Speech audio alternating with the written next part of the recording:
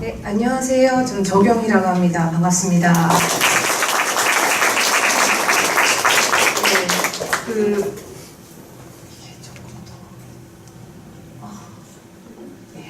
평소에는 저는 성공에 대해서 학부생들을 가르치고 있습니다. 그래서 오늘 제1조선인 문제에 대해서 특강 요청을 받았는데 조금 더 작은 방에서 세미나처럼 하는 줄 알았습니다. 그래서 약간은 긴장이 됩니다만 어쨌든 학부생들 위주로 특히 올해 같은 경우는 1학년생들을 많이 가르치고 있어서 제가 말씀드리는 내용이 굉장히 기본적인 것일 수 있습니다. 그래서 여러 선생님들께서 혹시 다른 더 어려운 깊은 질문들이 있으시다면 마친 후에 질문을 해주시면 감사하겠습니다. 저는 아까 소개를 해주신 대로 제1조선인 3세입니다. 한국에 온 지는 2004년쯤부터 이제 한국에 살기 시작했기 때문에 15년 정도 됩니다. 일본의 사이타마라는 데에 살았고요. 도쿄의 바로 이제 위쪽에 있는 지역에서 살았고, 조선학교, 도쿄에 있는 조선학교를 고등학교까지 다녔어요. 근데 그 후에는 대학교는 그냥 일본에서 일본 대학을 다녔고, 이제 대학원 시기에 뭐 이렇게 같이 뭐 활동을 하다가 한국으로 오게 되었습니다. 근데 그때가 2002년 제가 처음으로 한국에서 이제 올해 체류를 한 것이 2002년이었어요.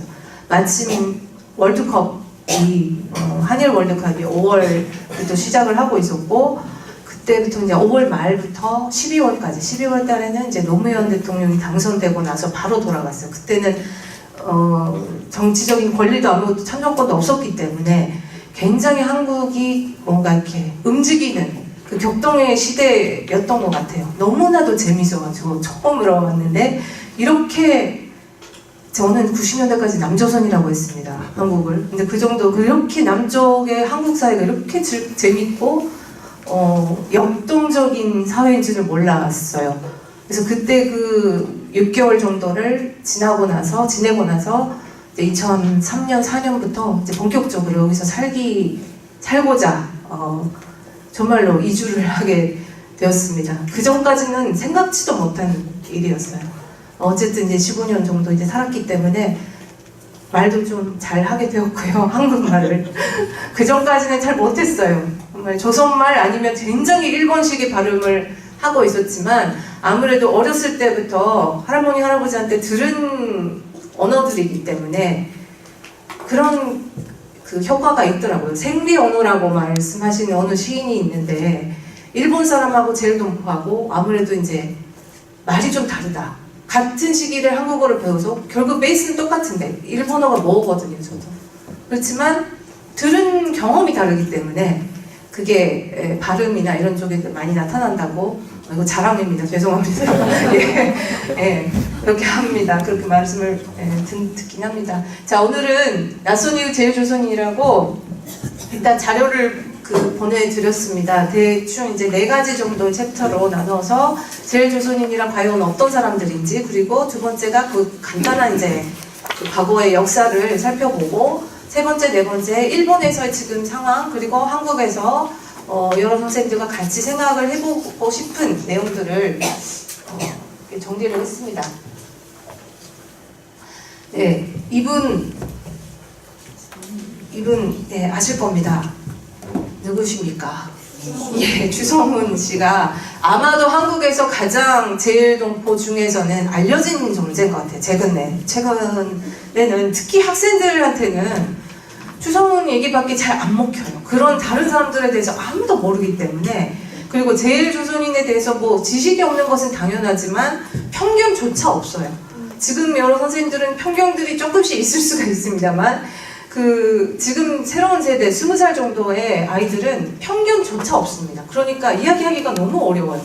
편견이 있으면 그걸 거꾸로 해주면 되는데 그게 아니라 아무것도 없기 때문에 그렇구나로 그냥 끝날 가능성이 있어서, 하여튼 이런 얘기들을 많이 하게 됩니다. 추성훈이 여기 잘 안 보이시겠지만 태극기와 이제 일장기를 2가지 이렇게 달고 저기 시합에 나갈 때마다 두 가지 이렇게 깃발을 툭툭 틀고 이게 시합에 하더라고요.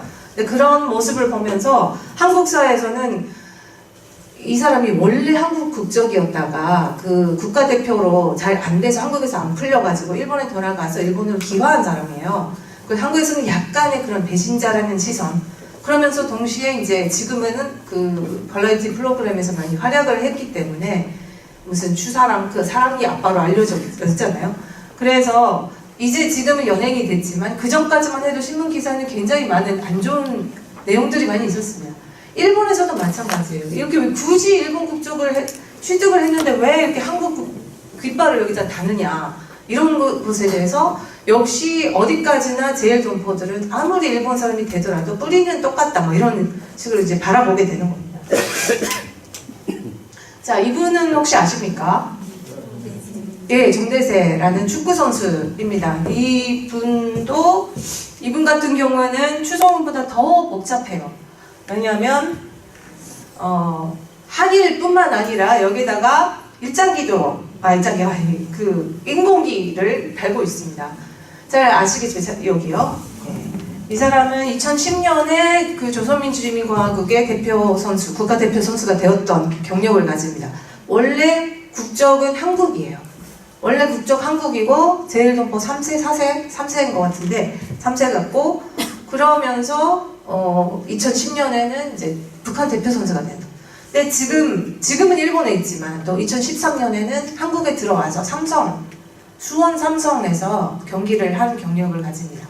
이때 그 기억을 하실지 뉴스에서 잠깐 봤을 수가 있는데 2013년에 그 변희재라는 그 보수 언론 그 사람한테 고발을 당했어요. 국가보안법으로. 그러니까 뭐냐면 축구 선수 이제 북한 대표 선수 시절에 그 북한 체제를 찬양했다라는 찬양 고무장가로 그 고발을 당했고 다만 삼성이잖아요. 삼성이기 때문에 결국은 아무도 못 건드렸어요. 결국은 어떤 해프닝으로 끝난. 그때 그렇지만 언제든지 이런 제일동포들의 그런 경력들이 문제가 될 수 있다라는 것을 좀 다시 한번 환기시켜준 그런 사건이었습니다. 저한테는 특히. 네, 이렇게 두 분을 이렇게 소개를 한 것은 결국은 한국이나 뭐 일본도 마찬가지지만 굉장히 단일민족 신화가 굉장히 강한 사회이죠. 그래서 또 한국은 그것과 동시에 분단국가이기도 하기 때문에 일본이나 아니면 북한과 굉장히 복잡한 관계를 맺어왔기 때문에 역사적으로 제일동포에 대한 시선 자체가 그런 시각, 일본에 대한 시각 그리고 북한에 대한 시각을 그대로 반영을 한다. 그러니까 뭐냐면 굉장히 역사적으로 이제 긴장 관계를 맺어왔다라는 얘기죠. 그래서 이거 잘 안 보이시겠지만 예를 들면 이거 유튜브의 댓글 부분이에요. 유튜브의 댓글 부분에 어떤 이야기들이 정대세에 대해서 어떤 이야기들이 나오냐. 도대체 몇 다리를 걸치고 있는 거야. 돼지 삼부자 주체사상에 세뇌된 뭐 어쩌고 뭐 이런 거. 그리고 이해가 안 되네. 도대체 대한민국 국적인 인간이 김일성 파쇼 정권에 충성을 맹세하고 뭐 어쩌고 국가보안법을 처벌해야 정상이 아닌가 이런 얘기들이 금방금방 달려요. 그래서 이런 현상들을 사실상 한국은 아직도 국가보안법이 있고 분단체제가 남아있기 때문에 어쩔 수 없다라고 보는 사람들이 많고 하지만 동시에 이런 존재가 사실 재외동포라는 거 제일뿐만 아니라 다른 나라에 갔던 재외동포들 디아스포라라는 사람들이 이런 식으로 경계를 다 내포한 상태에서 살고 있기 때문에 뭔가를 어느 한쪽에다가 맹세를 하라, 어느 한쪽을 선택하라라는 그 요구에 대해서 굉장한 스트레스를 많이 받습니다. 저도 뭐 물론 마찬가지고요. 예를 들면 추성훈에 대해서도 조국을 맺혔다 이렇게 해서 나오기도 하고요. 또 이분은 또 이렇게 정대세 선수와 비슷한 안영학이라는 그 축구 선수인데 이중 스파이 뭐 이런 식으로 나오기도 하고 이런 일들이 많이 나왔습니다. 그래서 지금까지도 이분들은 유명한 축구 선수 그 스포츠 선수이기 때문에 특히 부각이 되지만 그렇지 않는 평범한 제일동포들 중에서도 늘 똑같은 얘기들. 아니 도대체 출신이 제주도 출신이 사람들이 굉장히 많아요. 고향이 제주 출신인데 어떻게 초청년을 가? 어떻게 조선학교 다녀? 정말 그것 자체가 뭔가 배신자 아니야? 막 이런 식의 시선들이 너무 많이 있어 왔는데, 이것을 우선은 이런 이분법 혹은 흑백 논리에서 벗어나는 것이 중요하다라는 것이 제가 말씀을 드리고 싶은 것입니다. 경계행위라는 말을 많이 씁니다. 사회학적으로 봤을 때 저는 사회학 전공이긴 한데요. 이게 딱 이렇게 잘 맞지는 않네요. 마지널 맨이라는 경계인이라는 말을 자주 씁니다. 2개 이상의 집단에 동시에 소속하면서 어느 한쪽에도 완전한 소속감을 갖지 못하는 사람, 이렇게 얘기를 하죠. 추성훈 같은 경우에는 한국에서는 일본 사람 아니야? 혹은 반쪽발이야? 혹은 친일파야? 이런 그 정형화된 시각이 있고, 정대세 같은 경우는 북한 사람? 아니 탈북자야? 아니 간첩 아니야? 이런 그 시각들이 있습니다. 이거 똑같이 일본에서도 마찬가지로 이런 시각으로 받아들인다는 거. 자, 아까 말씀드린 대로 복잡한 역사적 관계, 즉 친일이나 반일 혹은 반공 등등 한국 사회가 내면화된 그런 이데올로기를 그냥 이렇게 투영하게 되는 그런 경향이 있다는 것입니다. 그래서 이런 경계인이라는 말은 이미 한국 사회에 많이 퍼져 있고 정말 많이 써요. 근데 정말로 경계인은 그대로 받아들일 수 있는지 없는지가 아마도 앞으로 한국 사회에서 중요하지 않을까. 그러니까 남이냐 북이냐 혹은 일본이냐 이런 것들을 떠나서 그런 것을 다 내포한 존재로서 받아들이는 것이 중요하다라는 것이고요. 또 하나는 이 비슷한 말이긴 하지만 경계인이라고 해서 그냥 일본에 사는 마이너리티 소수자 이렇게만 받아들이는 그 경향도 있습니다. 특히 젊은 사람들. 우리하고는 별로 관계가 없는, 한국 사회와 별로 관계가 없는, 그분들은 그냥 일본의 마이너리티. 그리고 조선학교를 보면, 대한학교 같고 좋다라고 굉장히 쿨하게 받아들이는 경향도 요즘에는 많이 있습니다. 그럴 때 느껴지게 되는 것은 경계인이라고 하지만 디아스포라라는 것입니다. 디아스포라. 그러니까 결국 원래 디아스포라가 이산이라는 말을 많이 쓰지만 그리스어로서 산란이라는 뜻을 포함을 하는데 유대인의 이산 경험을 얘기를 했습니다. 근데 최근에는 난민이나 피난민이나 정치 경제적으로 외국으로 내몰릴 수밖에 없었던 사람들 전반에다가 쓰이는 말입니다. 디아스포라가. 그렇다고 해서 모든 외국인들, 모든 유학생들까지 포함한 사람들을 디아스포라라고 하기에는 좀 그렇고, 어쨌든 정치 경제적으로 요인으로 집단 이주를 강요당했던 사람들을 포함한 그런 사람들을 이렇게 디아스포라라고 말을 하게 되는데, 결국 한반도에서 떠난 사람들, 그래서 여러분들 중에서도 지금 학생들한테도 얘기를 하지만 친척들이나 가족은 아니더라도 친척들 중에 제일동포가 있을 수가 있고, 그리고 할아버지 할머니가 하마터면 어떻게 하다 보면 제일동포가 됐을 수도 있고, 굉장히 연속적인 역사적인 과정 속에 있기 때문에 결국 자신들의 역사의 문제로서 어떻게 디아스포라와 만날 것인가 라는 것이 굉장히 중요합니다. 외부의 이야기가 아니다. 일본의 그냥 마이너리티 그룹 그런 문제가 아니라는 것을 강조를 하고 싶은 것입니다. 특히 그 디아스포라 중에서도 미국에 갔던 사람들, 독일에 갔던 사람들, 아르헨티나에 갔던 사람들 많이 있지만 동북아 쪽은 정말 직접적으로 신민주의의 유산, 신민주의의 산물이기도 합니다. 일본은 또 신민주의 종주국이었기 때문에 거기에서 산다라는 것의 의미가 어떤 것인지를 늘 생각을 하게 됩니다. 신민주의라는 것은 단순한 연속적인 지배뿐만 아니라 사람들을 어떻게 분류하고 서열화시키는 그런 체제, 시스템 자체를 얘기를 하죠. 그러니까 일본이 종주국을 끝냈다, 45년에 패배를 했다라고 해서 그 일본의 신민주의적인 시스템이나 마인드가 사라지는 건 아니라는 것입니다. 그래서 결국은 제일동포들이 오랫동안 45년 이후에도 계속 살아남았던, 일본에서 살아남았던 제일동포들이 많은데 일본 사회와의 관계가 그렇게 원만한 관계를 맺을 수가 없었다. 이것은 일본에서는 제일동포들이 저항심이 강해서 이렇게 얘기를 할 수도 있죠. 반발심이 강해서 이렇게 얘기를 할 수도 있지만 일본의 제도, 기화라는 제도 자체, 그리고 뭔가 이렇게 친민주의를 재생산하는, 그리고 일반인들 중에서도 제일동포들을 바라보는 시각들이 너무나도 그 과거의 식민지적 체제에 영향을 많이 받았다는 거. 그래서 지금까지도 세대가 지금 4세대, 5세대, 6세대까지 있어요. 어떤 경우 저는 3세지만 저 3세가 이미 이제 그 손자, 손녀를 낳는 경우도 있습니다. 세상에 어디 국가에 6세대까지 있는데 아직도 한국적을 갖고 있고 아직도 한국 이름을 쓰고 문화를 가지고 제사도 하는 그런 나라가 정말로 있을까? 그런 마이너리티 그룹이라는 게 굉장히 드물다라는 거. 근데 그것은 아무래도 식민지 전주국이었던 일본에서 살았기 때문에 그런 관계를 유지할 수밖에 없었다고 생각을 합니다. 네, 그래서 어쨌든 제일조선인들은 식민주의 한반도 분단의 부산물이다는 것인데, 이렇게 얘기를 하면 아무래도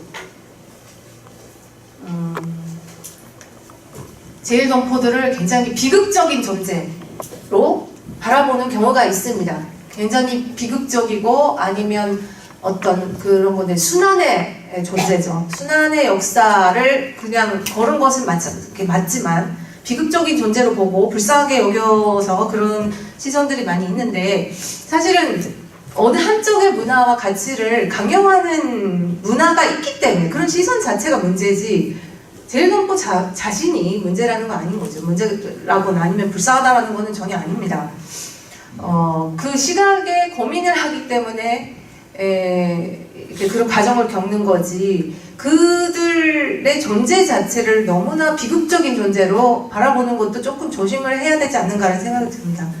오히려 이제 한글이 정신을 가지고 굉장히 많은 활약을 하는 경우도 있고, 이제 태어나서부터 이런 정체성이나 그 분단이나 식민 이런 문제에 대해서 예민할 수밖에 없기 때문에 저는 그것이 갖고 있는 어떤 인간적인 깊이라든가 이런 부분은 분명히 있다고 보고요. 이거 자체를 너무 불쌍하거나 이렇게 그런 식으로 다가오면 되게 힘들어요, 그것 자체. 그래서 그것과 동시에 거꾸로 이거 요즘에는 또 낭만적인 존재로 뭔가 세상을 넘나드는 디아스포라 이런 식으로 이렇게 바라보는 경우도 있고, 이 과도한 비관주의와 낭만주의가 두 가지가 있는 것 같아요. 그래서 이 중간에서 우리는 고민을 하는 것이 중요하다는 말씀을 드리고 싶습니다.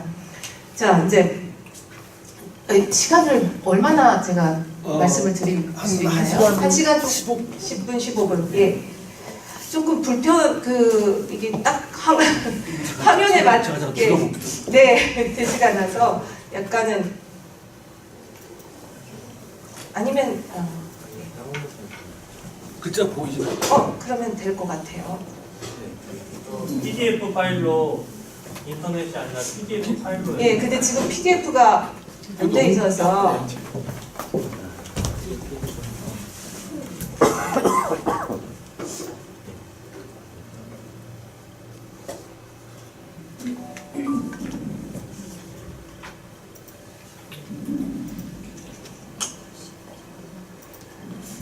예.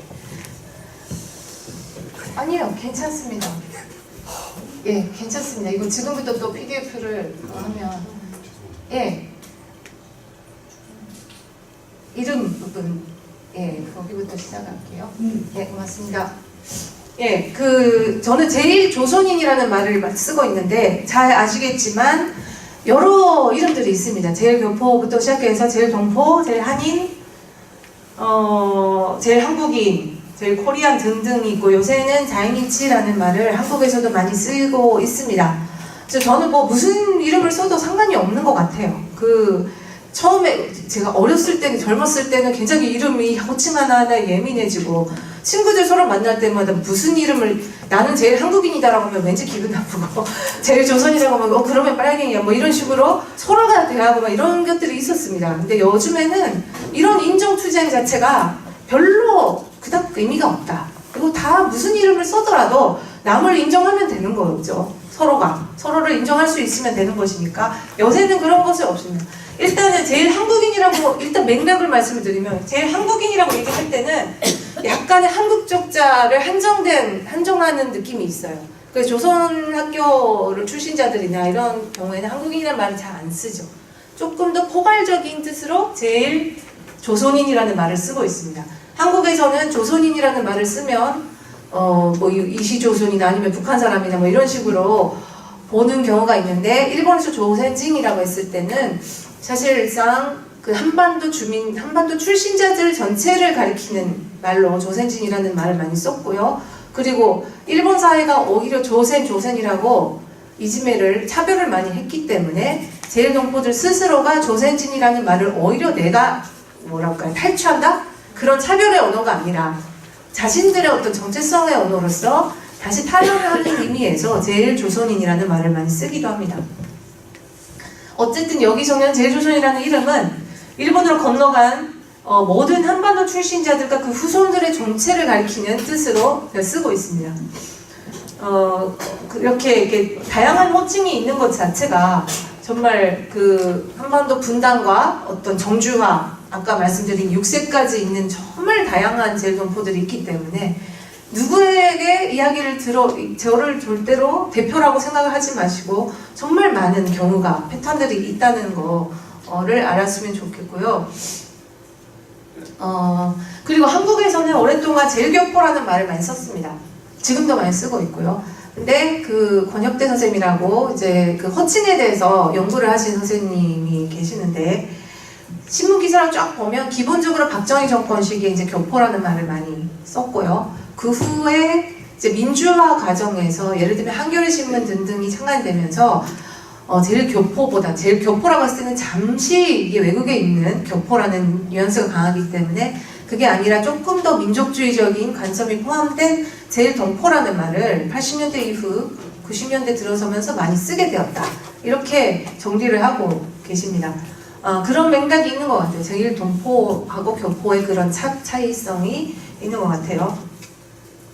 자, 간단하게 통계를 보시면요. 1992년쯤이 사실상 제일동포들 중에 피크였다고 얘기를 합니다. 69만 명 정도라고 보통 얘기를 했어요. 69만 명. 그 중에 다만 여기에는 유학생들, 80년대에 한국에서 일본으로 갔던 유학생들도 많이 포함이 됩니다.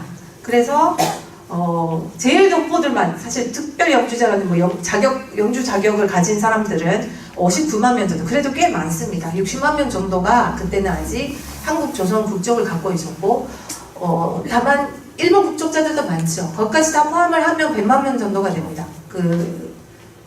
인구로 보면요. 그것이 이제 2003년, 2015년 이렇게 되면 점점 이렇게 줄어듭니다. 2015년부터는 한국적과 조선적을 구분하기 시작했어요. 일본에서. 이것도 여러 가지 맥락이 있습니다. 자민당에서 소위 말하는 대북 제재가 많이 강화되면서 조선 청년에 대해서 사실 자민당에게는 적이 아닙니까? 적의 정체가 얼마나 되는지를 알아야 된다라고 하면서 법무부에 요청을 했어요. 구분을 해라. 조선과 한국을. 그래서 우리도 처음 알았습니다. 조선족의 전체가 얼마나 되는지 33,000명 정도. 지금은 3만 명 정도라고 얘기를 합니다. 생각보다 많았어요. 생각보다 많았고 조선족이라는 게 사실상 70년대 나중에 조금 말씀을 드리지만 70년대까지만 해도 조선적을 가진 사람들은 굉장히 더 많았어요. 한국적보다. 그렇지만 한일협정 65년에 한일협정을 맺으면서 한국 국적자에게만 영주권이 주어졌기 때문에 굉장히 안정적인 지위가 주어졌기 때문에 제일동포 중에서 점점 한국 국적을 취득을 하게 됩니다. 지금은 이 정도로 차이가 난다. 한국 국적자는 유학생을 빼면 34만 명 정도가 되고요.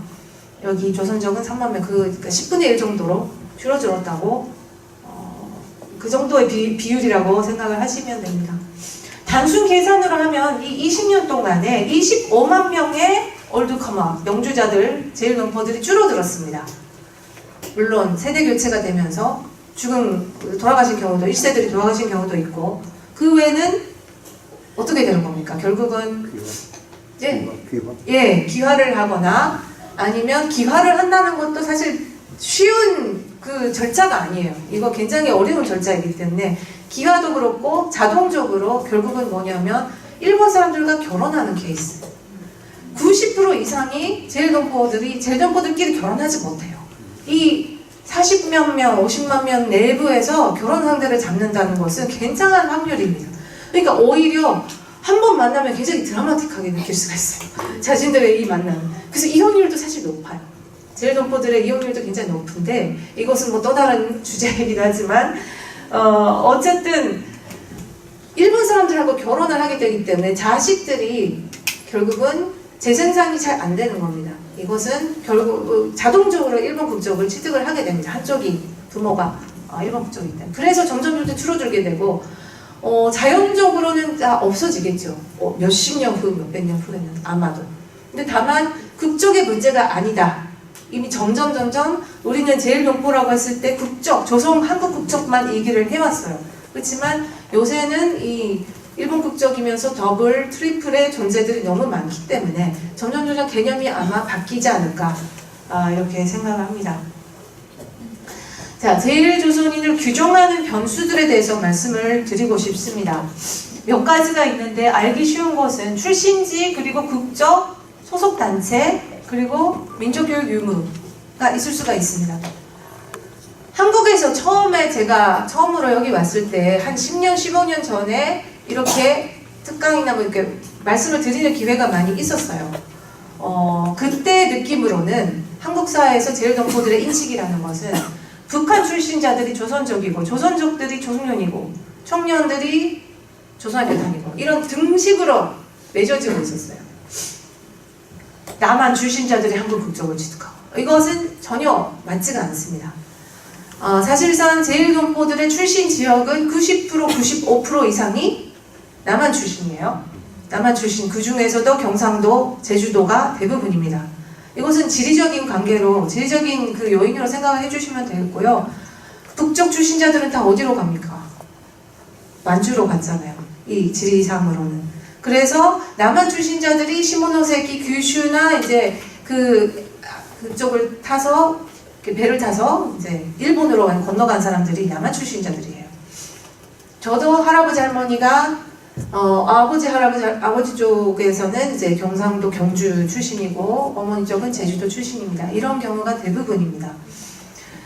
근데 아까 잠깐 말씀드렸지만 조선족이라는 것이 사실 해방 후에 일본 정부가 제일동포들한테 부여한 일률적인 한반도 출신자로서의 기호예요. 이것은 국적이 아닙니다. 국적이 아니라 외국인 등록상 이 사람들을 구분을 해야 된다. 사실상 일본은 45년까지는 제국이었잖아요. 그러니까 조선인과 일본인을 그렇게 열심히 구분할 필요는 없었습니다. 하지만 45년 이후에는 이미 외국인이 되어가는 제일조선인들이 제도적으로도 구분이 되어야 되는 존재이기 때문에 이 사람이 누군지를 정확히 구분을 해야 된다. 그러면서 외국인 등록이라는 제도를 만들어가지고 거기서 한반도 출신자들을 일률적으로 조선이라고 이렇게 구분을 해놓는 그 표시가 조선적이에요. 지금까지도 그 표시를 그대로 갖고 있는 여권 취득이나 국적 취득이라는 것을 따로 하지 않고 그대로 있는 사람들을 조선적이라고 우리는 부르고 있는 거예요. 그러니까 그렇게 남아있는 사람들이 3만 명이라는 겁니다. 모든 사람들이 거의 남쪽 출신이었고 그 사람들이 모두가 조선적이었어요. 그래서 조선적인 사람들이 65년 특히 전후로 한일협정 전후에 많은 경우 한국 국적을 취득하기 시작했고 요새는 일본 국적도 많아지고 있다. 이게 점점 분화가 되어가는 것이고 소속단체로 있을 때도 남쪽 출신자들이 조선적이었고 청년의 전신인 조련이라는 조직이 있었습니다. 조련에는 거의 대부분 사람들이 저런 활동을 했어요. 그러면서 일부의 정말 반공주의자들을 빼고 민단에 갔던 사람들은 정말 식민지 시기부터 약간 반공주의적인 활동을 했던 사람들이 민단 활동을 했었고요. 처음에는 다 조련, 제일조선인 연맹 활동을 많이 했습니다. 근데 한반도가 분단이 되어가는 과정에서 분단이 고착화되어가는 과정에서 조련은 공식적으로 북한의 지시를 갖게 되었고 영향하에 들어갔고 민단은 한국의 영향하에 들어가게 되었습니다. 그러니까 여기가 분화되어가는. 근데 지금은 청년도 민단도 아무것도 아닌 뭐 기타 제3의 조직이라든가 조직 활동도 아무것도 하지 않는 젤동포들이 대부분입니다. 그렇게 생각을 하시면 되고 민족교육도 사실 유무라고 하기에는 민족교육을 받은 사람들은 10% 정도라고 생각을 하시면 됩니다. 90%는 대부분이 그냥 일본 교육을 받으면서 어떻게 보면 민족교육상으로는 방치되어 왔던 사람들, 그러니까 가정교육만 받고 일본어밖에 못하는 사람들이 굉장히 많습니다. 한국에서는 사실상 이런 사람들이 한국 유학을 오면 첫 번째로 얘기하는 게 한국인인데 한국 사람인데 왜 그렇게 못하냐. 저도 많은 그런 얘기를 들었어요. 한국 사람인데 왜 그러냐. 이름도 한국 이름인데 어떻게 그렇게 말을 못하냐 라고 하면서 상처를 받고 돌아가는 경우가 정말 많았습니다. 우리보다 윗세대는. 그게 일종의 패턴이에요. 제일 2세대 특히. 정말 정체성으로서 봤을 때도 왜곡된 정체성을 갖고 있는 굉장히 굴절된 그 청춘 시절에 일본어밖에 모르는 나를 이제 민족주의적으로 각성시키기 위해서 한국으로 유학을 왔는데 한국에서는 더 일본 사람들보다 혹독한 어떤 차별이나 그런 것을 받고 일본으로 다시 돌아가게 되는, 그래서 민족을 버리는 뭐 이런 일종의 하나의 코스가 있었던 것 같아요. 근데 아셔야 되는 것은 대부분 사람들은 민족교육을 받을 기회조차 없었다는 것. 그리고 여기 보시면 아시겠지만 조선학교는 지금 70교 정도가 있고 제가 다녔을 때는 130교 정도 있었습니다. 지금 학생 수가 줄어들어가지고 절반 정도가 되었어요. 70교보다 더 적을 거예요 지금. 근데 한국 학교는 없습니다. 거의 내교는 한국이 이제 공식으로 외교관들 자녀들 등을 보내는 학교가 있죠. 그리고 한국이 이제 인간 학교가 내교가 있고, 그러니까 민족교육을 한국 정부는 별로 안 했어요. 이것은 의식적으로 현지화 교육, 현지의 시민이 되어라, 일본 시민이 되어라라는 관점에서 한국은 정책을 펼쳤기 때문에 한국어를 민족교육을 받을 권리가 없었다, 받을 기회가 없었다라는 것 자체가 사실상 그들의 책임은 아닌 것이죠. 제1동포 스스로의 책임이라기보다는 어떤 그런 기회를 가질 여건이 안 됐었다는 것이고, 이런 역사적인 배경에서 그 생각을 해야 됩니다. 대부분은 지금 일본 사람처럼 일본어밖에 못해요. 그래서 요새 한류의 영향으로 젊은 친구들이 많이 이렇게 한국어를 배우기 시작했고, 제가 어렸을 때나 정말 90년대까지만 해도 한국의 문화나 노래 등등에 접할 기회가 없었죠. 일본에서는 한류도 없었기 때문에. 하지만 요새는 늘 한류의 그 케이팝을 듣고 드라마를 보기 때문에 귀가 좋은가 봐요. 정말로 그 일본 학교밖에 안 다닌 학생 중에서도 18살, 19살에 한국에 와서 네이티브처럼 한국어를 잘하는 경우가 많습니다. 그래서 정말 놀라운 것 같아요. 이렇게 문화에 어렸을 때부터 귀에 접한다라는 것이 굉장히 중요하다는 것을 다시 한번 느끼게 됩니다. 시간이 별로 없기 때문에 쉽게 조금 넘어가야 되는데요. 45년에 3월까지 전쟁 말기에 동원된 강제 동원된 사람들을 강제 연행으로 흔히 말하는 노무자들은 약 45년에 조선인들, 일본에 있었던 조선인들 한 200만 명부터 240만 명 정도라고 얘기를 합니다. 근데 그 중에 100만 명 이상의 130부터 150만 명 정도는 바로 돌아가요. 한반도에 돌아갑니다. 어떤 사람들이냐? 결국은 30년대 후반, 40년대 초반에 그 강제연행이나 노무자로 왔던 사람들은 생활의 기반 자체가 일본에 없었기 때문에 아직은 바로 한반도에 돌아가게 되는데 20년대부터 있었던 사람들이 있어요. 10년대부터 있었던 사람들. 20년대부터 강제 연행은 아닙니다만 식민지 하에 어떤 그 구직을 하거나 노동 이동으로 일본에 많이 갔어요. 아까도 말씀드렸지만 제국에서는 제국하였기 때문에 조선인들의 이동에 대해서 외국인은 아니었던 것이죠. 외국인으로서 출국 관리를 했던 것은 아니고, 물론 이동 관리는 했지만 어느 정도 정책상에서 자유롭게 이동을 장려한 부분이 있습니다. 일본이. 그래서 한반도에서 많은 사람들이 일본으로 건너갔습니다. 20년대 특히. 그때 20년대부터 있는 경우는 사실상 20년 동안을 일본에서 살았어요. 45년이라는 거. 그렇죠. 20년 동안 한국에 가본 적이 없고 일본에서 살았던 경우에는 생활의 기반이 거기에 있을 수밖에 없습니다. 딱 8.15가 됐다, 해방이 되었다고 해서 자 돌아가세요라고 해서 돌아갈 수가 없는 것이죠. 근데 물론 제일동포들도 해방된 국가, 나라에서 돌아가고자 했습니다. 대부분의 사람들은 일본이 아니라 자기 나라에서 돌아가고 싶었죠. 근데 돌아가지 못했던 몇 가지의 원인이라는 것은, 하나는 GHQ, 그 미군이, 정령군이 실시를 했던 계획기환이라는 정책이, 이때는 조사를 해보니까 64만 명 중에 기환하고 싶은 희망자가 50만 명 이상 되었기 때문에 대부분은 기환 희망자였다고 생각을 할 수가 있습니다. 하지만 헌금은 1,000엔밖에 가져가면 안 된다. 그리고 짐은 250파운드 미만으로 제한을 했습니다. 20년 동안 계속 살아왔던 그 짐들을 가져갈 수가 없다. 그러면 한 번 갔다가 또 와야 되죠. 제국 하에서는 늘 한 번 갔다가 또 왔기 때문에 그렇게 똑같이 조선인들도 이동을 할 수 있는 줄 알았더니 이제는 국경이 딱 막혔어요. 이제는 외국이라는 겁니다. 그래서 사실상 밀항이라고 하는 미륵급을 하는 경우가 굉장히 많았습니다.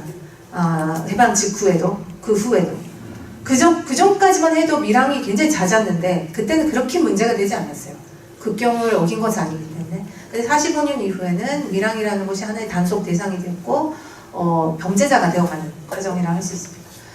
이렇게 해서 조금씩 가져가고 다시 오려고 했는 제일동포 그 귀환자들. 그런데 한반도에 가보니까 인구 증가에 따른 식량난, 그리고 그러니까 급속하게 해외에서 조선인들이 한반도로 돌아오게 되기 때문에 엄청난 주택난과 식량난에 시달렸던 것입니다. 그리고 또 그 당시 46년에 콜레라가 유행을 했죠. 사실상 콜레라의 유행이라는 게 한반도 38선과도 관련이 있다라는 얘기이지만 일본 정부의 입장에서는 조선인들이 한번 돌아갔다가 콜레라 보균을 가지고 돌아오는 것에 대해서 엄청나게 신경을 썼던 것입니다. 이거 국회에서도 굉장히 논의가 많이 되고 46년에 실질적으로 조선인들을 관리하는 결정적인 계기가 되었던 게 이 콜레라의 유행이었다고 볼 수가 있는 것이죠.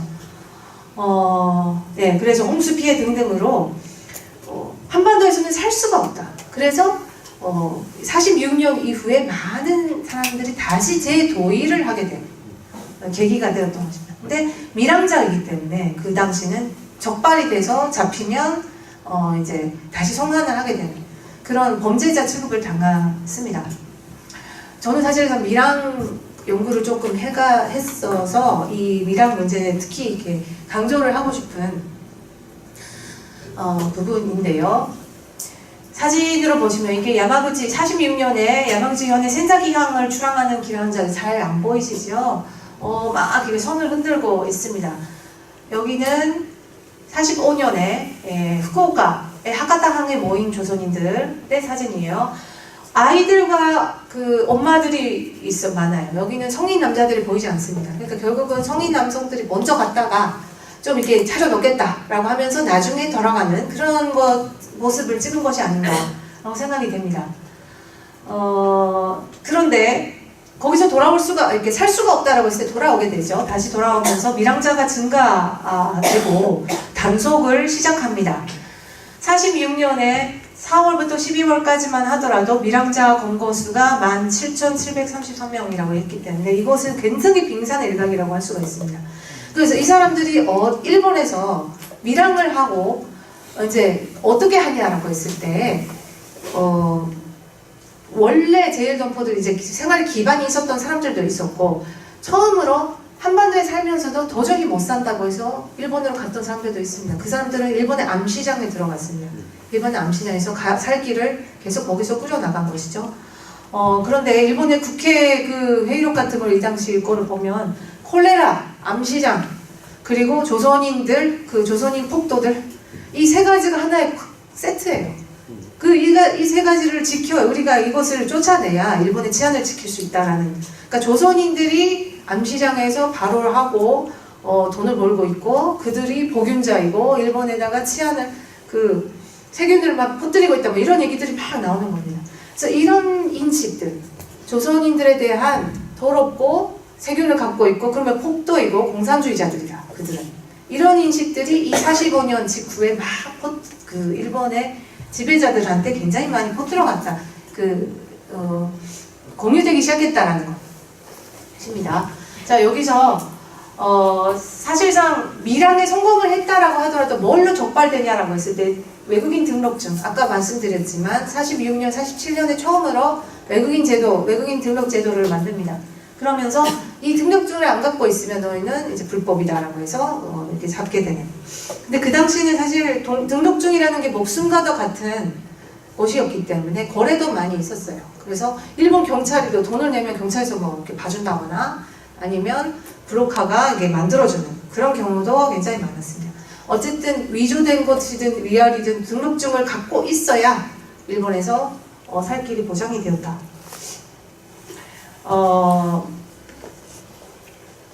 이것은 제일조선인연맹에서 내고 있었던 생활권 옹호위원회 뉴스라는 그 뉴스지가 있었어요. 거기서 쓰고 있었던 것이 굉장히 이렇게 현실을 잘 알려줍니다. 46년경부터 하카타 철도 창고에는 귀국조선인들이 짐이 썩은 채 그대로 산적되어 있었다. 같은 해 11월 달에도 우리는 여전히 3,000개 이상의 짐들이 그대로 버려진 것을 봤다. 인간만이 쫓기는 대신 남조선의 정치, 경제, 문화의 모든 반민주적 파괴 상태 속에 내버려졌다. 남긴 재산을 위해 다시 일본으로 돌아가고자 한 결과 밀항자가 되었다. 이렇게 쓰고 있습니다. 이게 뭐 현실인 것 같아요. 굉장히 현실적인 모습을 잘 그려주고 있고요. 이것 자체가 해방과 동시에 딱 국경선이 그어지고 우리의 내면 속에 국경선이 딱 내면화되는 건 아니라는 거죠. 제국 시 몇십 년 동안 일본과 조선을 왔다 갔다 했던 사람들이에요. 그렇기 때문에 갑자기 여기서 해방이다. 그래서 우리가 8.15로서 이제 약간의 역사인식이 끊기는 면이 있는데 이건 좀 연속적으로 생각해 볼 필요가 있다는 것입니다.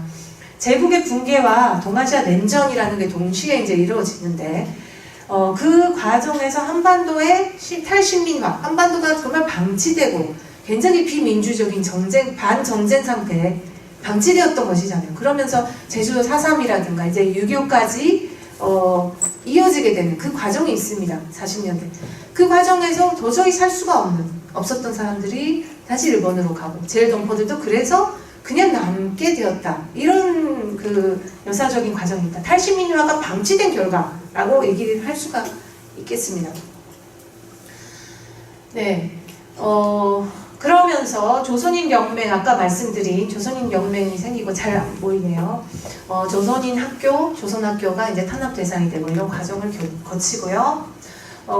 민당과 조련이 한반도가 분단되는 것과 마찬가지로 민당과 조련과 민당이 대립관계가 깊어지는 과정이 이 6.25 전후입니다. 50년 전후.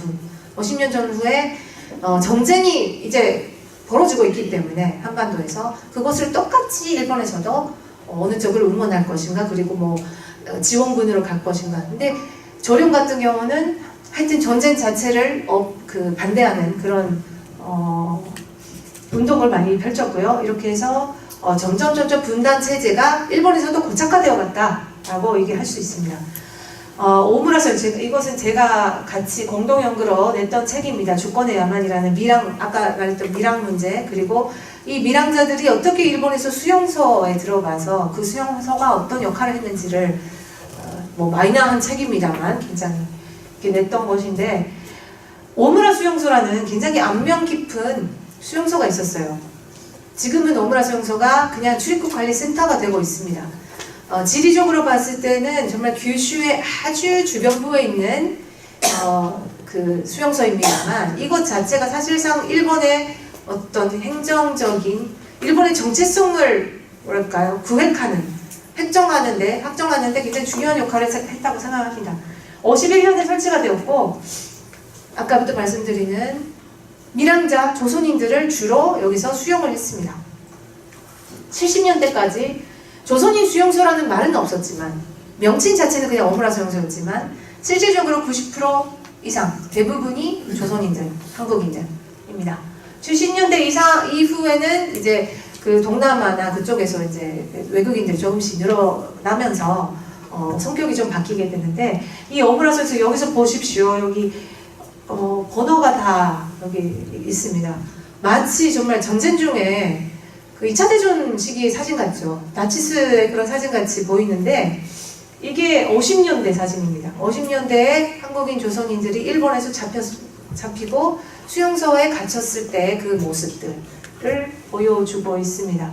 이 오므라 수용소도 한번 좀 관심을 가지고 해주셨으면 좋겠는데 여기서 정말 그 재밌다기보다는 좀 이렇게 생각을 할 수 있는 것은 한반도에서 도망온 사람들이죠. 원래 4.3을 피해서 제주도에서 도망온 사람들 굉장히 많았고요. 6.25를 피해서 도망온 사람들도 굉장히 많았습니다. 그런 사람들이 수용소에 들어가요. 근데 저희는 그 연구를 했을 때 오므라 수용소 경험자들한테 인터뷰를 했습니다. 그러면 얼마나 나쁜 얘기들이 얼마나 정말 비참했던 얘기들을 들을 수 있나라는 생각으로 다 이렇게 조사를 하는 것이잖아요. 근데 이외로 들어보니까 좋았다고 하는 거예요. 정말 이것은 멘붕이었습니다. 저희는 조사를 하면서 수용소 경험자들이 경험을 들려달라고 했을 때 오므라 수용소? 그냥 아무것도 아니었는데 뭐 이런 식으로 얘기를 하는 거예요. 이게 뭐냐면 사실상 탈북자들과 비슷한 경우라고 생각하지만 그 전의 과정이 너무나도 험난했기 때문에 한반도에서 겪은 경험들이 너무나도 비참했고 험난했고 그랬기 때문에 밀항하는 것도 밀항이라는 게 얼마나 험난한 과정일까라고 생각을 하죠. 그 와중에 그 희생되는 이게 돌아가시는 사람도 이게 배가 이렇게 되면서 그런 경우도 많은데 얼마나 위험할까라고 생각하는데 얘기를 들어보니까 딱 일본 영해에 들어오자마자 안심한다 이렇게 얘기를 하는 거예요. 그 정도로 한반도가 그 불안정 상태, 위험한 상태에 있었기 때문에 밀항이나 수용소 경험이라는 게 하나도 비참하지만 오히려 수용소가 굉장히 안전한 곳으로 기억하고 있다.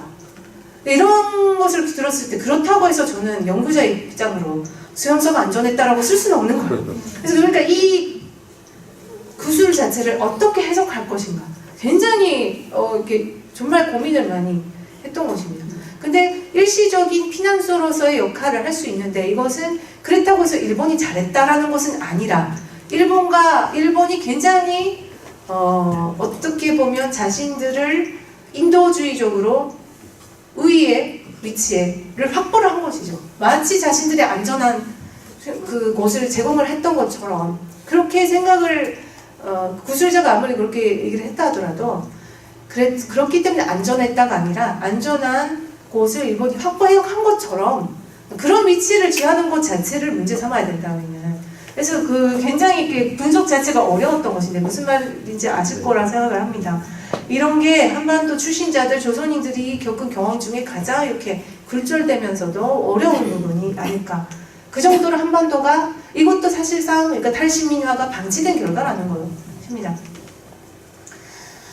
그래서 도망온 사람들이 송환이 돼요. 결국은 부산으로 송환이 됩니다. 부산 수용소에서 또 구타를 당하고, 그러니까 오므라 수용소에 대해서는 아무런 기억이 없을 정도로 무난한 경험밖에 없는데 다시 부산으로 돌아오자마자 그때 경험들을 쫙 얘기를 하기 시작하는데 어쨌든 거기는 지옥이었다라고 얘기를 합니다. 그래서 죽을 고비를 넘어서 거의 이게 다시 송환이 되는 거예요.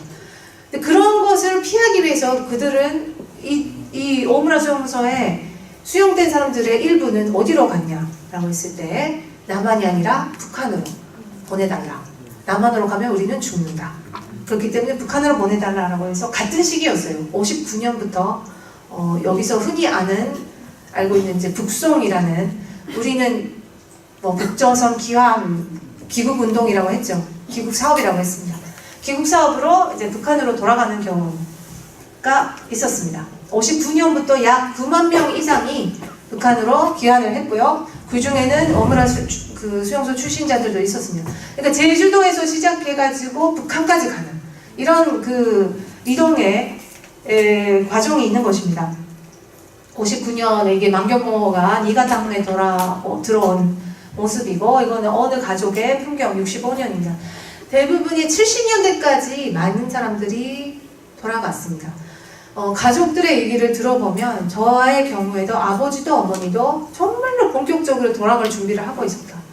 근데 어떤 경우에 그러면 돌아가지 않았는가, 귀국을 하지 않았는가라고 했을 때 우연이에요. 대부분은 우연의 결과.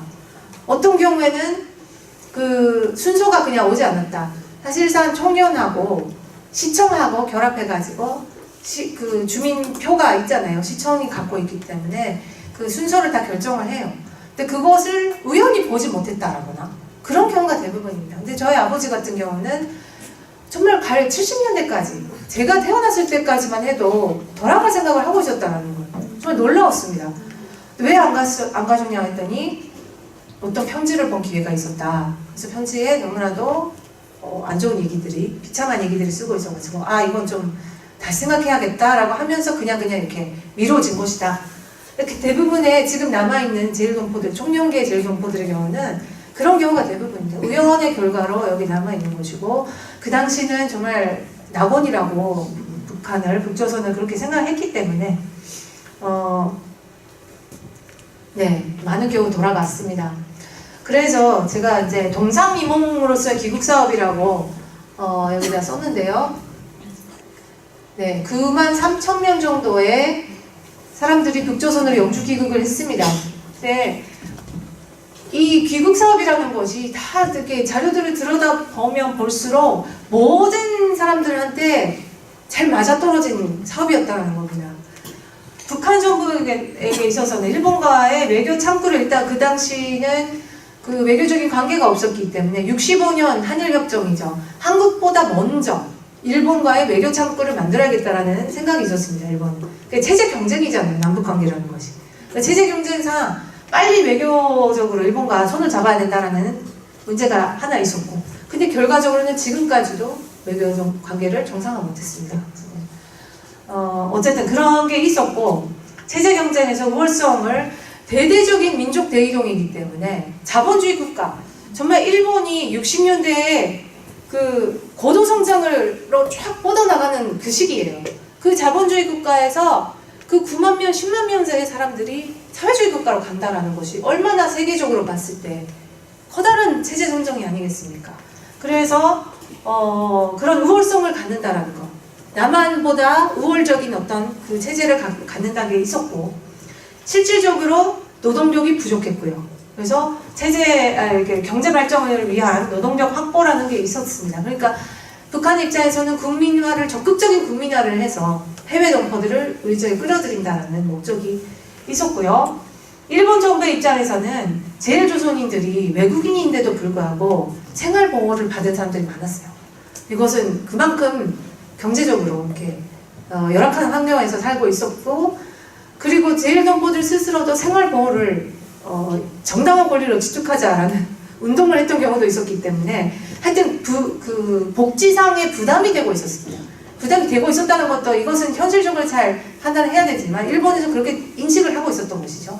그렇기 때문에 부담이었다. 어떻게든. 그리고 사회 치안, 이들은 아까 말했던 위험하고 공산주의자들과 이런 것들이 있었기 때문에 어떻게든 추방을 하고 싶었던 것입니다.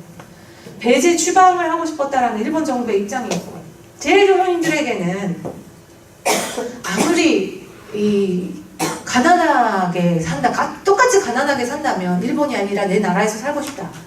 근데 이게 고향이 안 된다면, 남한에서는 기환 정책을 펼치지 않았기 때문에 고향에 가고 싶어도 쉽게 갈 수는 없었습니다. 그래서 남한이 아니라 그렇다면 북에서라도 내 나라에서, 한반도에서 살고 싶다라는 제일조선인들의 욕망, 의지가 굉장히 있었습니다. 조국 건설에 이바지하면서, 그리고 그 당시는 북한과 중년에서 엄청난 또 선전을 많이 했기 때문에 사회주의 조국 건설에 이바지하겠다라는 사람들이 많이 갔었던 것이고, 마지막으로 한국 정부는 사실상은 아무것도 안 한 것이죠. 한국 정부는 아무것도 안 했다고 하면 그렇고, 오히려 전쟁으로 인한 혼란이나 이런 거를 그 구실로 해가지고 오히려 현지화해서 그 기환을 추진을 안 했기 때문에, 그래서 그 북송 사업이 이렇게 시작을 하자마자 반대 운동을 하면서 우리도 기환을 시키겠다라는 운동을 시작을 했습니다. 조금씩. 근데 그 당시까지만 해도 그런 상황이 아니었다. 거의 외면했다라고 볼 수가 있습니다. 그래서 제일동포 입장에서는 민을 버리는 정책이라고 남부에서는, 남쪽에서는 기민 정책을 펼쳤다.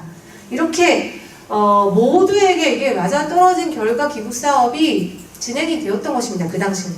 하지만 결과적으로는 지금까지도 제일점포들 스스로가 일종의 인질과 같이 거기에 뭐 갇히게 되었다고 하면 좀 그렇지만 북한에 돌아가서 일본에 다시 돌아오거나 이동이 가능한 줄 알았죠.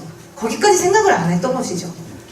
그리고 그 당시까지만 하더라도 60년대에 정말 70년대에 뭐 10년 후에까지 이렇게 분단 체제가 남는다고 생각을 안 했다고 하죠.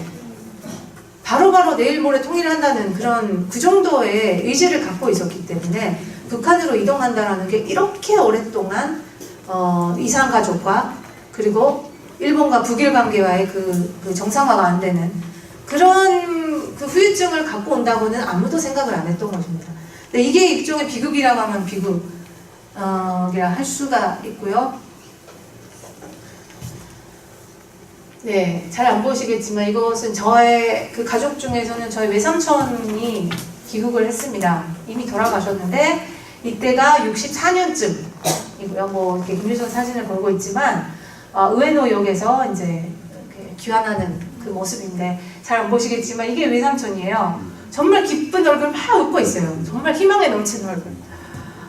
그리고 저희 외할머니가 이렇게 니가땅에서 이렇게 그 작별을 하고 있는 모습이고 여기서 외삼촌이 잘 갔다 오겠다. 외삼촌이 왜 혼자 단신 갔어요.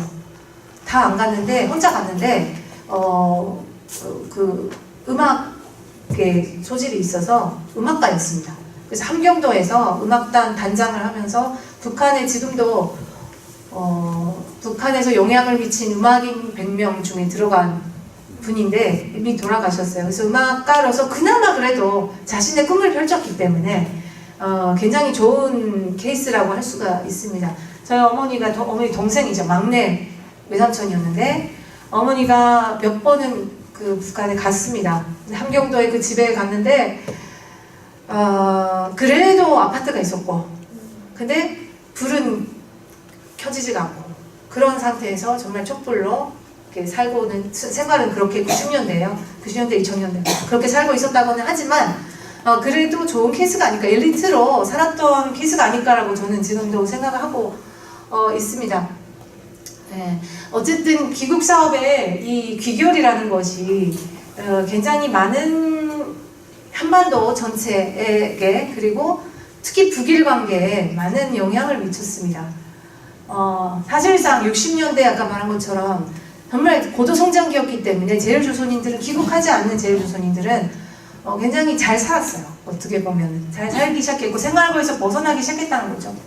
그리고 귀국한 가족들을 위해서 끊임없이 물자를 보냈습니다. 돈이나 물자를 보냈고 그러니까 일종의 가족이라는 것이 이 국경을 넘어서 유지가 된 가족 네트워크라고 할 수가 있죠. 북일 관계에서. 그러니까 흔히 한국 사람들이 왜 그렇게 조총련이 좋았냐라든가 뭐 조총련에 왜 그렇게 사람들이 갔냐라고 했을 때 생각을 해야 되는 것은 우리에게는 사상이 아닌 거예요. 사상도 물론 있지만 선택해서 청년을 선택했다 이런 것보다는 이미 실제적으로 가족적인 네트워크가 되고 있었고 귀국자들이 많이 있었기 때문에 거기에 대한 가족을 지키기 위해서 이런 관점도 사실상 이게 굉장히 중요하다는 것입니다.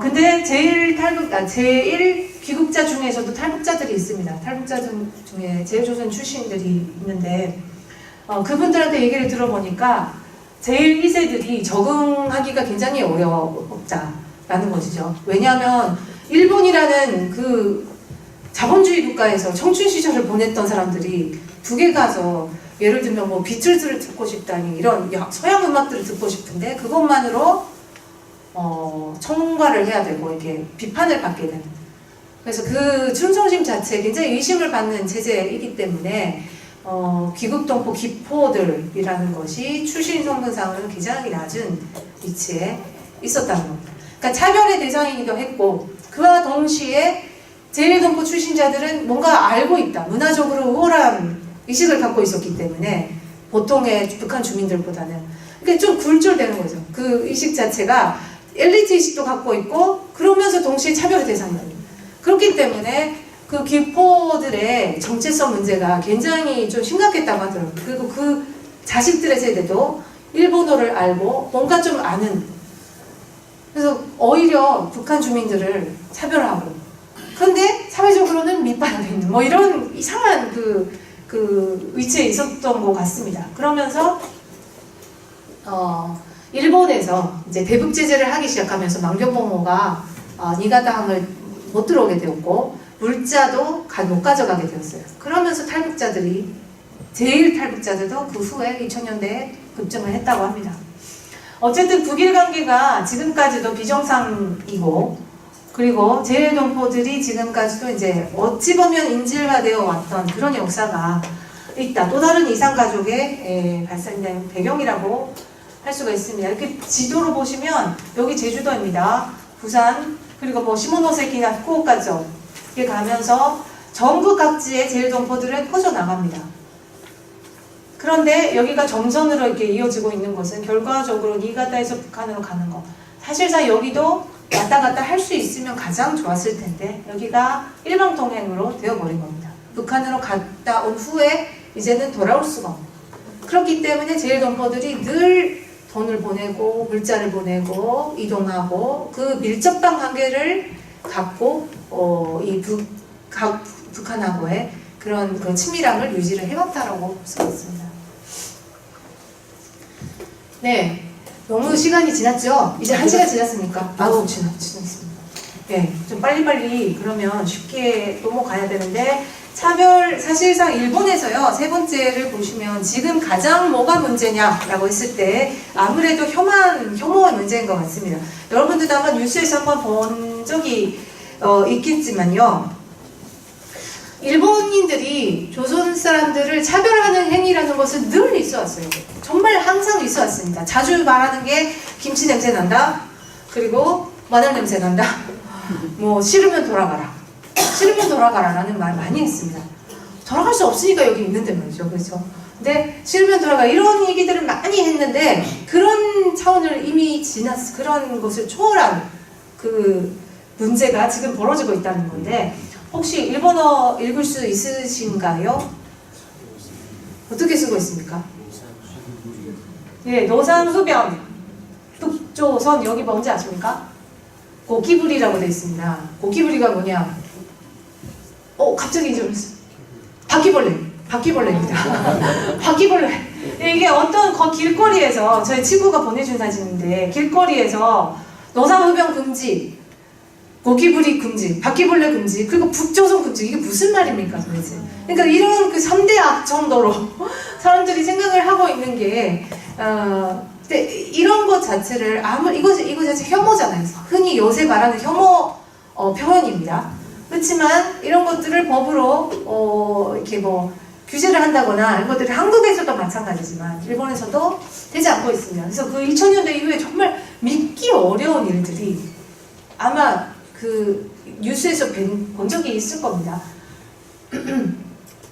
여기 보시면요, 우길기 이렇게 들면서 좋은 한국인도 나쁜 한국인도 다 죽여라, 조선인 목을 메어라, 뛰어내리라, 혹은 뭐 조선인 여자들 강간하라, 뭐 이런 것들을 들고 정말 믿기 어려운, 이게 지금 현대 21세기에 일본 사회라는 게 도대체 어떤 일이 벌어지고 있는가라는 생각을 한 정도로 심합니다. 정말로 심각해요, 이 문제 자체가. 그러니까 사람들이 조금 이렇게 미쳐가고 있는 것을 보여주는데, 이 단계로까지 지금 혐오 문제가 발전을 해버렸습니다. 한국에서도 혐오 발화가 지금 많이 거론을 되고 있는데, 굳이 얘기를 하자면 이건 아주 단순한 부분이지만 사실상 혐오라는 것이 어떤 사회에서 가장 타겟이 되는 사람들한테 주어지는 굉장히 모욕적인 발언이나 발화라고 했을 때, 일본에서는 혐오에 집중을 했죠. 인종주의나 시민주의 문제로서 특히 표면화가 되었다. 한국에서는 뭐 여러 가지 혐오가 있지만 특히 이슈가 되었던 것은 여성 미투 운동이 있는 것처럼 그 혐오가 여성 문제, 젠더 권력의 문제, 가부장주의 문제로 특히 표면화했다. 물론 그렇다고 해서 일본에서 여혐 문제가 없는 거 아닙니다. 한국에서 이주민 혐오가 없는 건 절대 아니죠. 그렇지만 특화되는 방식이 있는 것 같아요. 특징이. 그것은 사회마다 조금씩 다를 수 있다고 생각하는데 일본에서는 무엇보다도 코리안들한테 이 혐오가 폭발을 했다는 것입니다.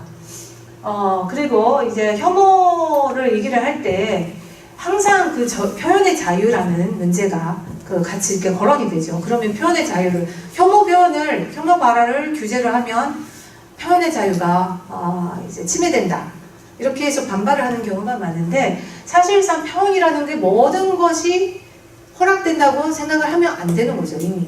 정말로 혐오적인 발언이라는 것은 사람의 정신을 부술 수도 있고, 사회적으로 엄청난 그 확산성을 갖고 있는, 특히 요새 그 SNS 이 시대에는 확산성을 가질 수가 있기 때문에 이것 자체가 언어의 수행성이라는 말을, 퍼포머티비티라는 말을 많이 쓰지만 무조건 표현이 보장되어야 할 권리가 아니라는 거예요. 이것은 그렇다고 해서 규제되어야 된다라는 것에는 많은 논의가 필요하지만 언어라는 것이 몸과 마음에 작용하는 표현이라는 게 아니라 행위일 수 있다는 거. 직접적인 엄청난 영향을 가진다는 거. 그래서 타자에게 모욕감과 수치심을 심하게 안겨줄 수 있다는 것이고요. 그리고 사회적으로 형성된 혐오라는 것은 그 집단에 대한 공포,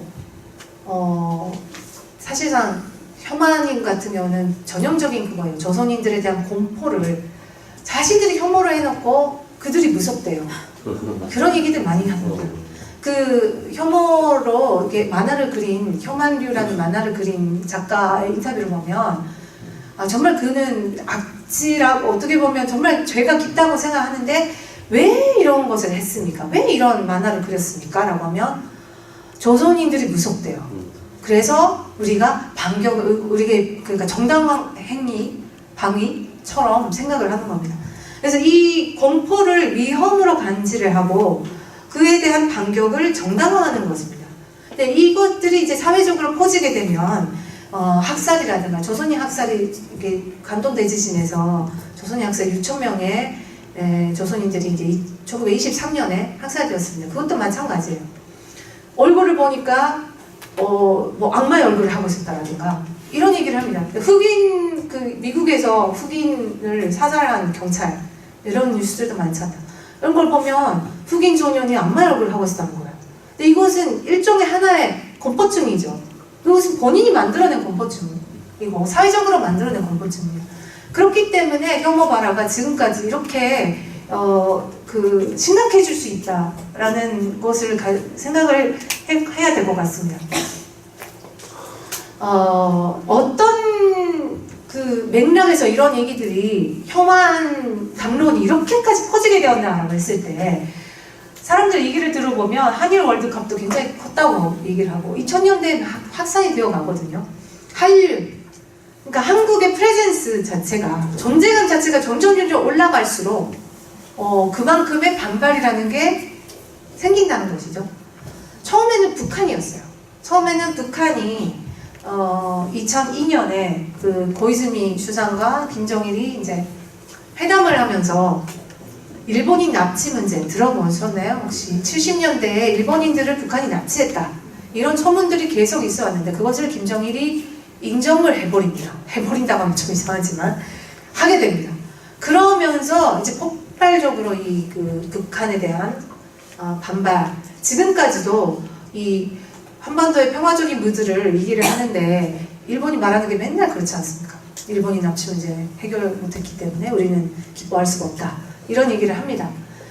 북미 회담에서도 계속 얘기를 하고 미국에도 압박을 하고 이 납치 문제 해결. 근데 물론 이것은 북한이 잘못했던 일이죠. 북한이 잘못했지만 남북 관계에서도 엄청난 아마 납치 문제가 있어 왔고 하여튼 이것은 냉전 시대의 하나의 그 과거 청산을 해야 할 문제입니다. 근데 이것을 모든 것을 잣대로 해가지고 조선학교도 차별하고 뭘 하고 납치 문제가 모든 그 근거가 되어 있어요. 처음에는 이렇게 시작했던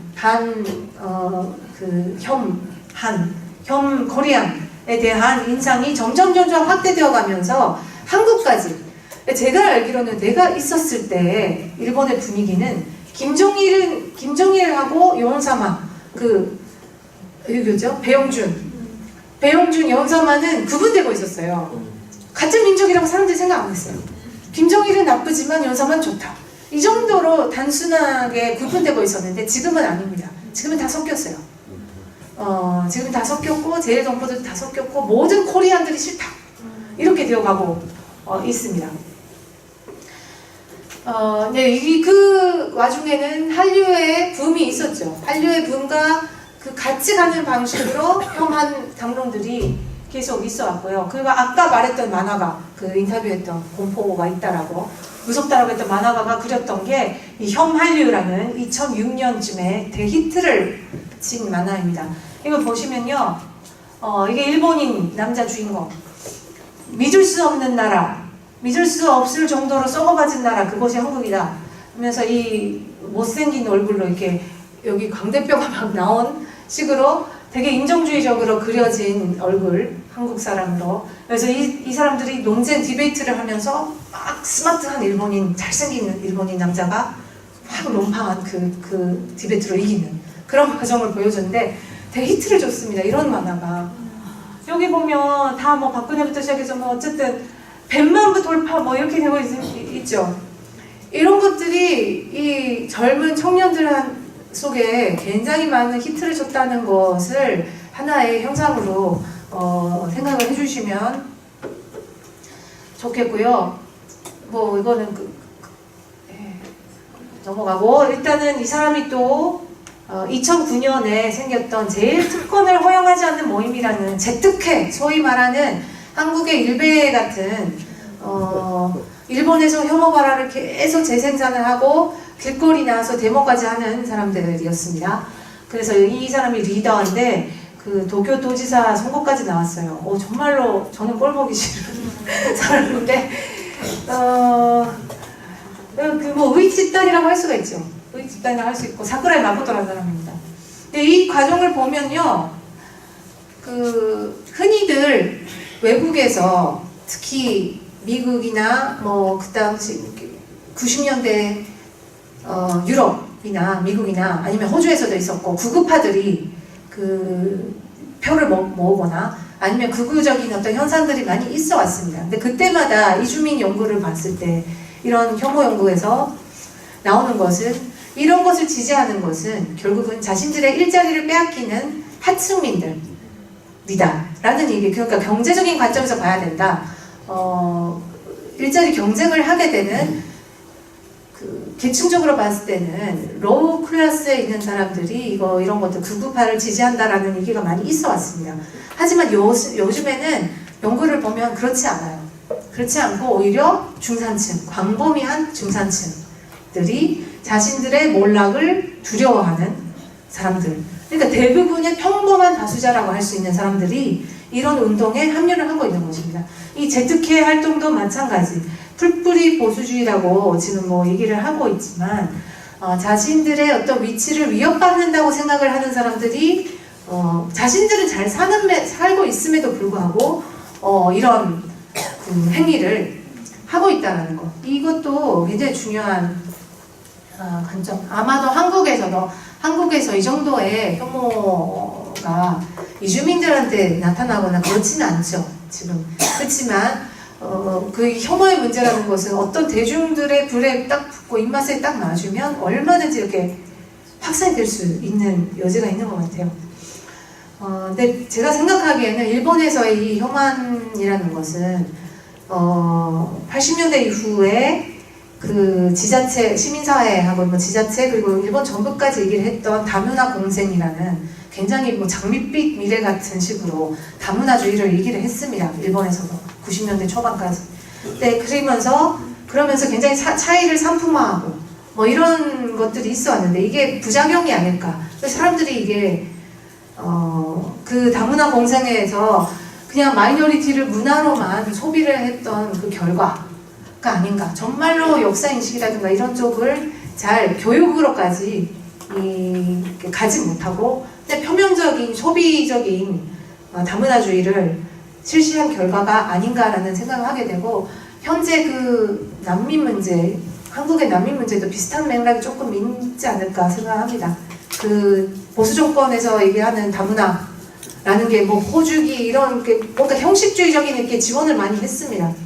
근데 그래서 그런 것들에 대한 대중들의 반발이 이주민이나 난민들에 대해서 를 이렇게 향하고 있다. 지금 그런 식으로 이제 혐오가 진행이 되고 있다고 생각하고요. 다만 일본에서도 조금씩 이게 여기에 대해서 반대하는 움직임들이 나타나기 시작했고, 하나는 그러니까 혐한 시위를 반대하는 카운터 시위라는, 일본인들이 스스로 혐한 시위를 막고 카운터 활동을 하기 시작했어요. 이게 2013년쯤인데 굉장히 이거 흥미로운, 요새 이제 카운터즈라는 영화로도 나왔는데요.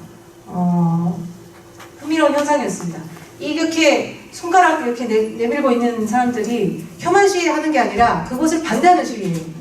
뭐냐면 인종주의자들 너희들 부끄러우니까 나가라, 이런 식으로 일본 사람들이 시위를 하기 시작했습니다. 근데 그게 굉장히 일본에서는 그 리버럴한 사람들이 하는 건 착하고 맨날 이렇게 양심적이고 뭐 이렇게만 보여져 왔는데, 이게 아니라 보다 더 폭력적으로, 보다 더 폭력을 당하면 우리는 더 2배로 돌려주겠다, 뭐 이 정도 야쿠자 같은 사람들이 나와서 혐한을 반대하는 그런 시위들을 시작한 겁니다.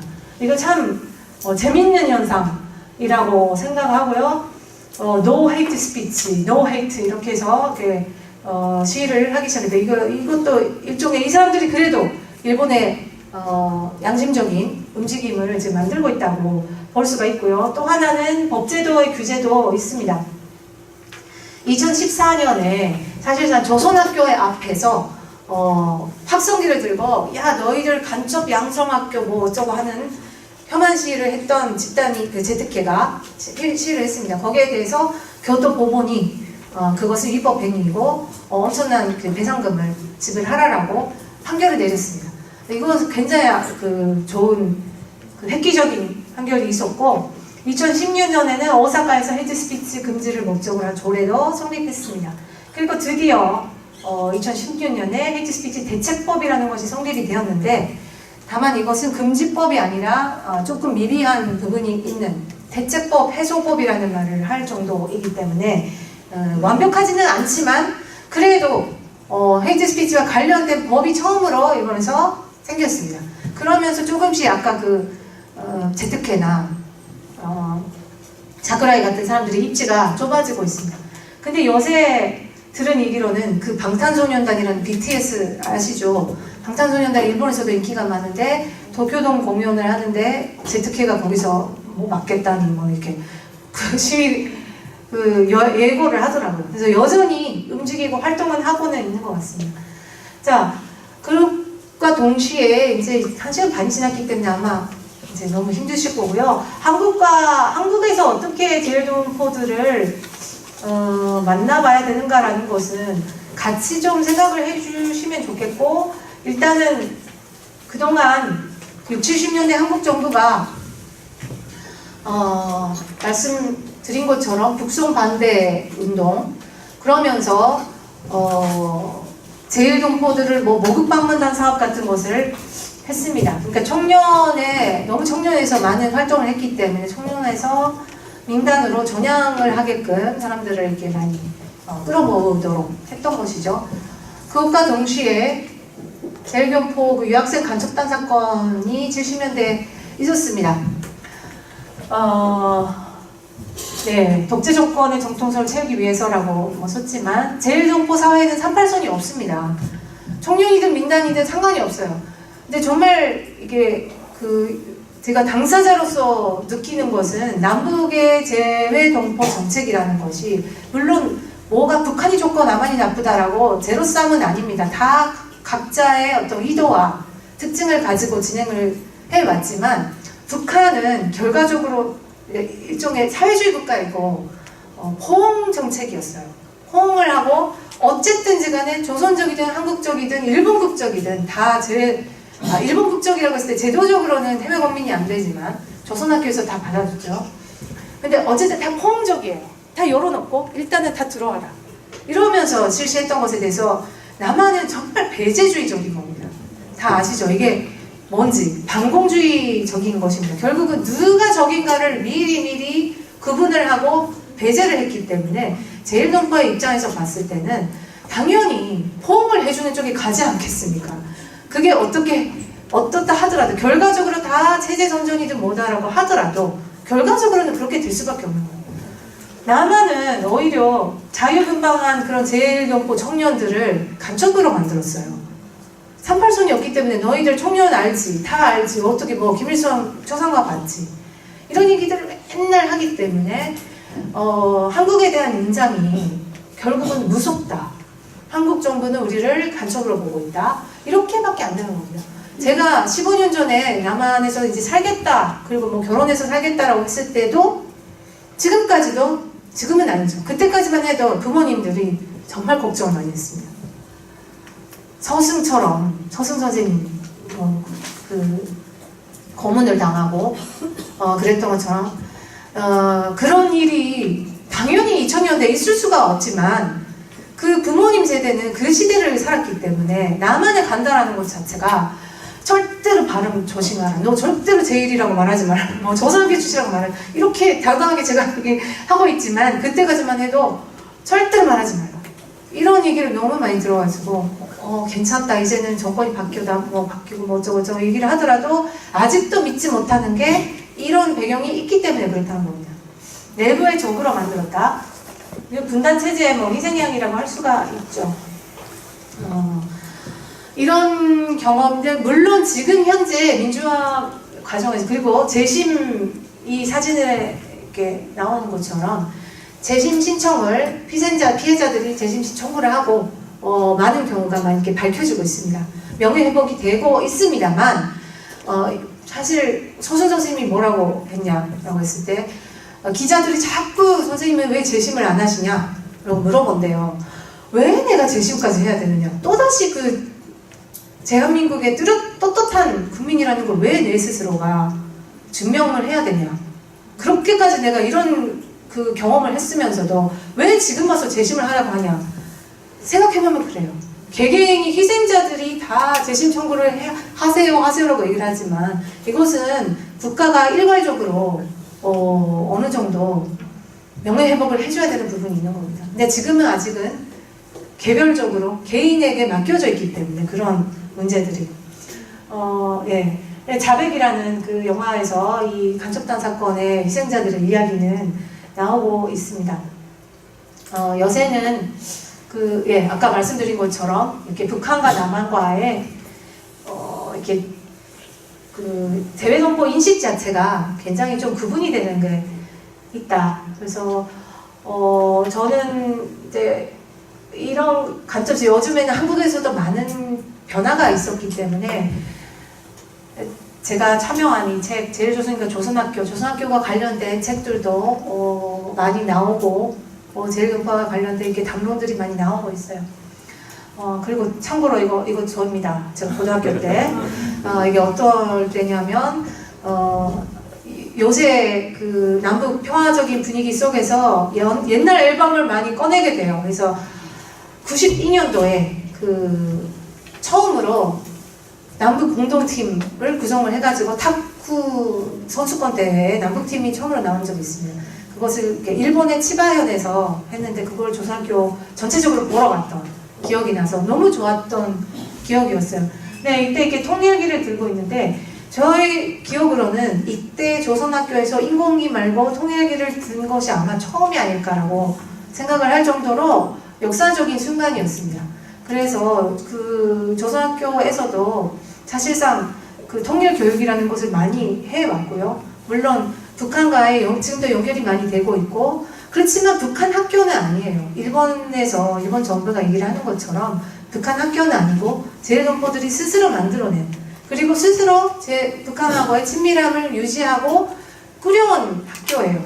어찌 보면 국가와의 관계, 그러면서 동시에 현지화, 로컬한 그런 관점에서 자신들의 학교를 만들어왔던 그런 학교이고요. 그래서 제1조선인들을 무조건 북한 사람이라고 하는 것도 정말 이것은 웃긴 이야기이고, 그러나 동시에 북한과 관련이 없지, 그렇지, 너희들은 안전하지, 이렇게 다가오는 것도 이상한 일입니다. 저는 두 가지를 많이 느끼는데, 우리는 조선족은 북한 사람이 아닙니다 라고 얘기를 하면 사람들이 안심을 해요.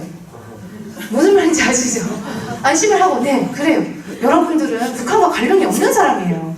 오히려 약자이고, 오히려 무국적이고, 되게 인권적으로 보호되어야 할 사람입니다. 네, 그렇죠. 북한과 관련이 없죠. 이렇게 얘기를 합니다. 아니요, 관련이 없지는 않아요. 이게 아주 묘한 그 느낌, 한국에서 특히. 그러니까 북한과 물론 관련이 없지는 않지만 그렇다고 해서 북한 사람이 아닙니다. 라는 이 두 가지를 좀 이해를 해주시면 좋겠다라는 게 저희가 느끼고 있는 것이고요. 무엇보다도 그 일본, 남북 이 세 가지 중에서 뭔가를 선택하라. 이것은 굉장히 가혹한 일입니다. 뭔가 세 가지가 다 들어있는 사람이 제일조선인이고요. 민족 기념 자체를 조금 더 자유롭게 생각을 하고 탈중심화라고 썼지만 조금 더 자유롭게 하면서 동포냐 이주민이냐 아니면 동포냐 이렇게 한국 사람이냐 북한 사람이냐 한국 사람이냐 빨갱이냐 뭐 이런 것에서 벗어나 주시기를 바라겠습니다. 앞으로 이제 남한 인구가 5천만, 북한 2,500. 제 동포는 700만 정도라고 얘기를 하죠. 근데 앞으로 한국으로 들어올 기회 더 많아질 것 같아요. 한국도 북한도. 이동이 더 많아지는 사회이기 때문에 이런 것들을 계기로 해가지고 자신들의 문제로서 재외 동포들과 마주쳐 주시기를 바라면서 마치겠습니다. 감사합니다.